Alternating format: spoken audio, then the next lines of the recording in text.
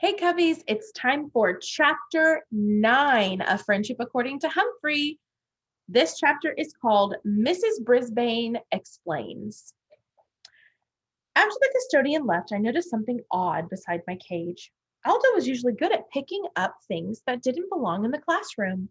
However, this night, he had left something behind, his city college application. I opened the good old lock that doesn't lock and slipped out of my cage. Don't worry, Augie, old boy. I won't bother you if you won't bother me, I assured him. Maybe I was reassuring myself. He wouldn't leap at me again.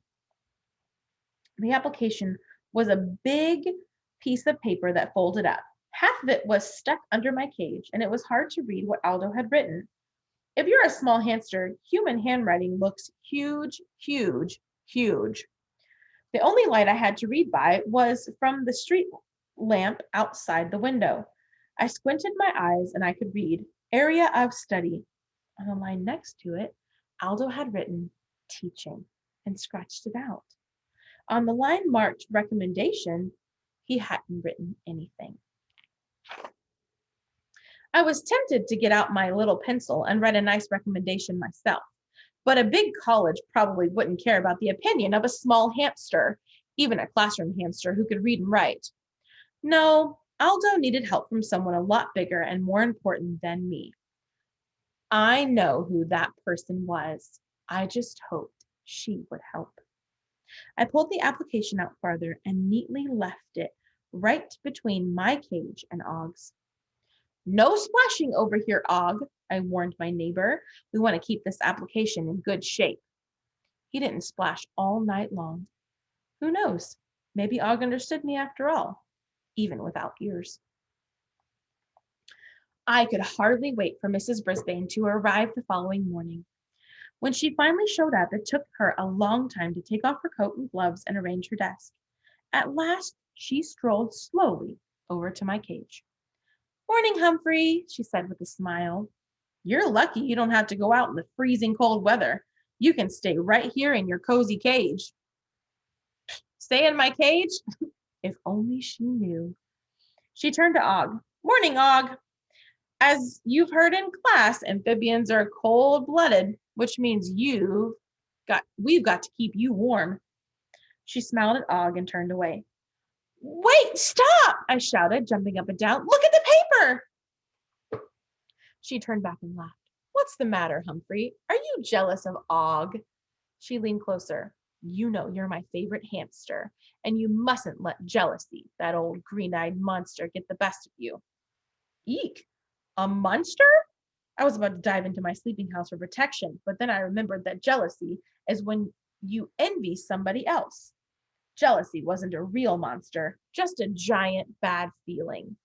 Was that why I felt bad when everyone else paid attention to Og? I wasn't sure. After all, my eyes are brown, not green. I was trying to sort it all out when Mrs. Brisbane turned to walk away. I'd forgotten something really, really, really important. The application, I shouted. I knew all she'd hear was squeaking, but I had to try. Mrs. Brisbane came back to my cage. For goodness sake, calm down, Humphrey. I didn't calm down. I started squeaking and jumping and squeaking because I couldn't think of anything else to do except open the cage door and hand her the application. I couldn't do that because she'd find out about the lock that doesn't lock. What's this? Miss Brisbane picked up the application and started to read. Aldo must have left this here by mistake. I'll put it in his mailbox. She folded it up without finishing it. Tell her, Og! Help me! Help Aldo!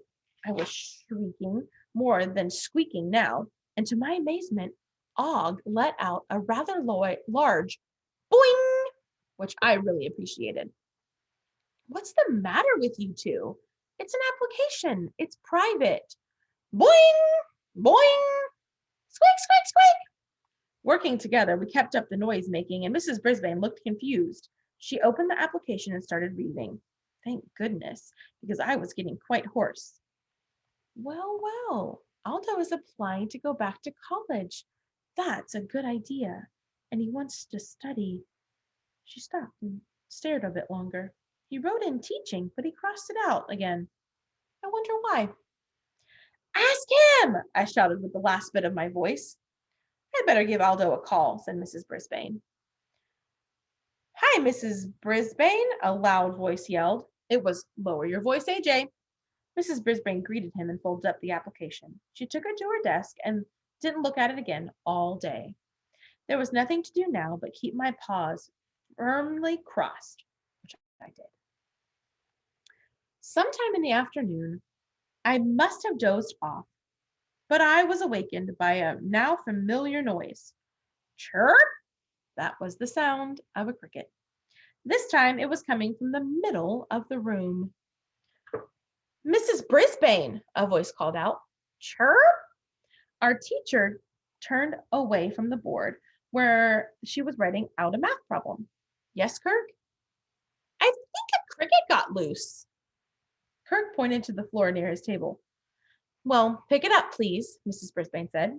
Chirp, chirp. Kirk bent down and cupped his hand, touching the floor. I've got it. Good. Now please put it back where it belongs. Kirk lifted his hand and sat upright in the chair. I don't know, Mrs. Brisbane. I think it might get away. Everyone was watching as Kirk stood up and started walking toward the cabinet where the crickets were kept. As she passed by Heidi, he suddenly opened his hands up right over her head. Oops, dropped it. Sorry, Heidi. Heidi leaped up and started jumping around the room, shaking her head and running her hands through her hair. Help, help, get it off, she screamed. Everyone was laughing, everyone except Mrs. Brisbane. Kirk, Jen, you find that cricket, she said in a very stern tone of voice. Now. Kirk grinned. Oh, there was no cricket. I was making that noise. Heidi stopped jumping around and glared at him. Hear it? Chirp, chirp. Kirk really sounded like a cricket. Boy, that Heidi Hopper sure can hop, he added. Gail giggled until Heidi shot her a very angry look, then quickly covered her mouth to stop herself. Mrs. Brisbane slowly walked toward Kirk. You, my friend, are in trouble. Big trouble, she said. You will stay in during recess and we'll have a little talk. As Kirk returned to his seat, the room was very quiet, except for a loud chirp. Without even turning to look at him, Mrs. Brisbane said, I heard that, Kirk, Jen. I wouldn't have wanted to be Kirk when it was time for recess. Once the other students had cleared out, Mrs. Brisbane marched over to him. Boy, was he in trouble. So I was surprised at the first thing she said. I have a confession to make. I think you're a funny guy, Kirk. You make me laugh a lot. Someday you might star in a funny movie, and I promise you, I'll be the first one in line to buy a ticket. Kirk looked as confused as I felt. But, here came the clincher. There's a time to be funny and a way to be funny that's appropriate. And there's a time to be funny and a way to be funny that is not. It's time for you to learn the difference. I waited for a chirp, or at least an argument, but Kirk remained silent. Why did you pretend to drop a cricket on Heidi's head? Mrs. Brisbane asked. Kirk shrugged his shoulders. Because it was funny? Do you think Heidi thought it was funny? Kirk shook his head. I think you did it to get attention. And if that's the case, it worked. I'm not sure, but I think Mrs. Brisbane smiled. Now, why do you like to get attention? Kirk shrugged again. So people will like you, the teacher asked. Maybe. Then I have good news for you. You don't have to play pranks anymore. People already like you. You're one of the most popular students I have. I'm not sure, but I think Kirk smiled a little too. So the next time you think of doing something funny, I want you to think about two things. First, is it really funny or is it hurtful to someone? Second, are you just doing it to get attention? Can you work on that? Yes, ma'am, said Kirk. Because if you continue to act like you acted today, I'm afraid you're going to be doing a solo comedy act in Principal Morales' office, and he may not think you're funny at all. I think Mrs. Morales has a good sense of humor, but I also think that Mrs. Brisbane is good at figuring out what's going on in people's heads. I bet she studied psychology in college. Kurt was quiet for the rest of the day. So were Og and the crickets. After my classmates went home, Mrs. Brisbane hung around longer than usual. I soon learned why. Aldo came in room 26 to see her. Mrs. Brisbane, thanks for your call, he said. And I thank you for coming in early to talk, she said. They looked funny sitting in those little student chairs.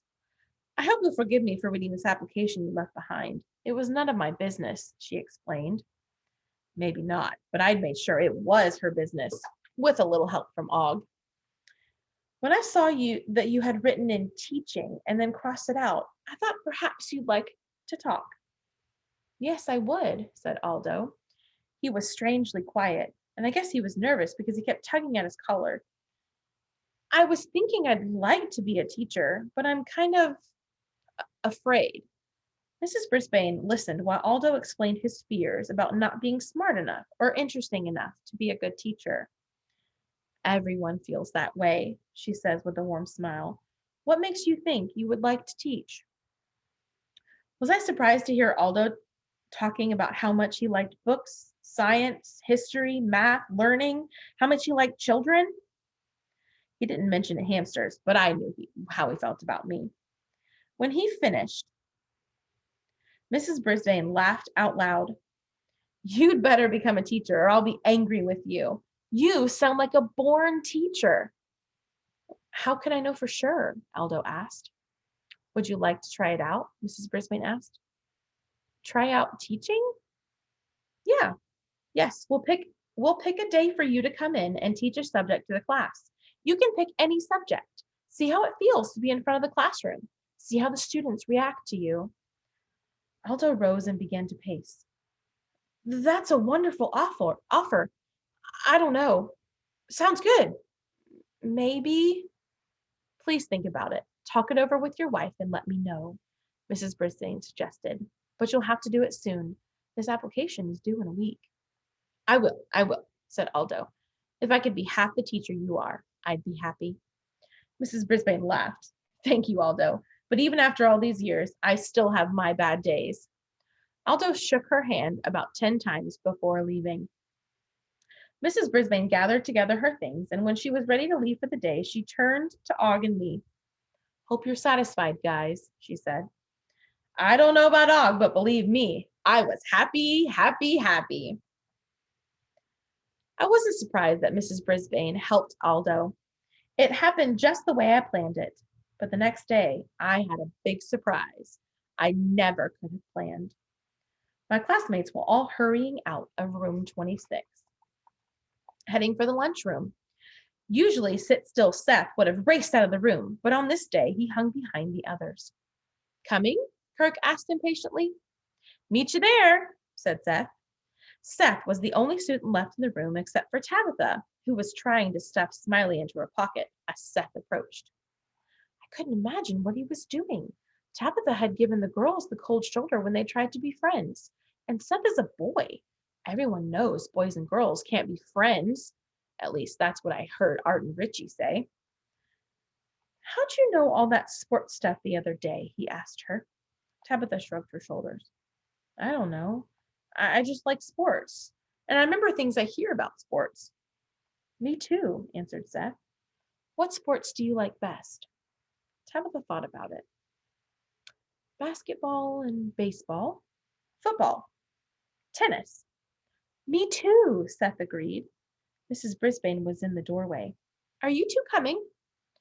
Right away, said Seth, but he turned back to Tabitha. Listen, I've got to ask. Why do you keep that dumb bear with you? Aren't you too old for that? He asked.